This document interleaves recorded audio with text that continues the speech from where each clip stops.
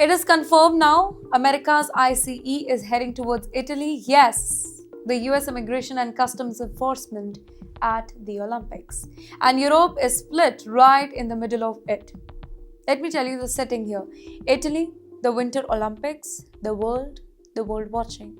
The Milan Cortina Winter Games are coming. Millions of visitors, heads of state, global attention, which means one thing very clearly: maximum security. Rome makes it official. Italian officials confirmed it that the US ICE agents will assist with Olympic security. Not rumors, not leaks, it is confirmed. And immediately after that, the political storm begins. Wait, ICE in Italy?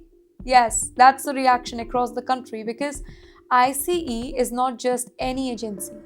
It is controversial, it is powerful, and in the US, it is deeply political.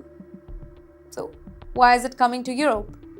Italy's government steps in here to clarify that their foreign minister on tenure. He draws a red line. He says that ICE will not patrol streets. ICE will not arrest people. ICE will not run the operations. Their role is to coordinate, cooperate, intelligence sharing, diplomatic protection, and behind the scenes support. Let me brief it for you. Italy stays in the charge. But the word ICE is enough to spark the outrage, specifically in Milan.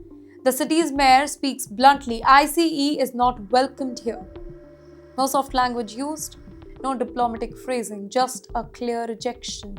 In fact, opposition politicians are piling up. They argue that Olympics stands for the openness, unity, human dignity. And ICE, they say, represents the opposite. To them, this particular move clashes with Olympic values. But why ICE is really there? Supporters say that this is a routine.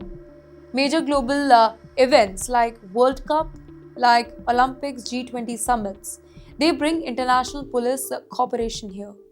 US agents help protect the American athletes, diplomats, officials, and high-risk delegation. Nothing unusual that they are insisting though. In fact, the US Embassy backs Rome's version here. They say that this is standard procedure, happens worldwide under host nation control.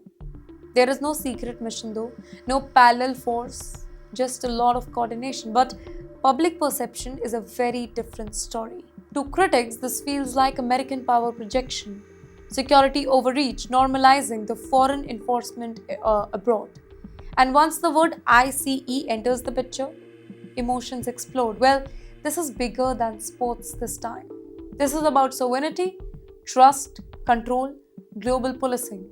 Who protects whom and on whose soil? So here's the core question. Is this normal Olympic security cooperation or a dangerous precedent? Italy says it's routine, but critics say it is unacceptable. So in the end, the Olympics are meant to unite the world. But behind the first medal is awarded, they've also triggered a debate on power, border, and control. One thing is certain here: security is global now, and politics travel with it.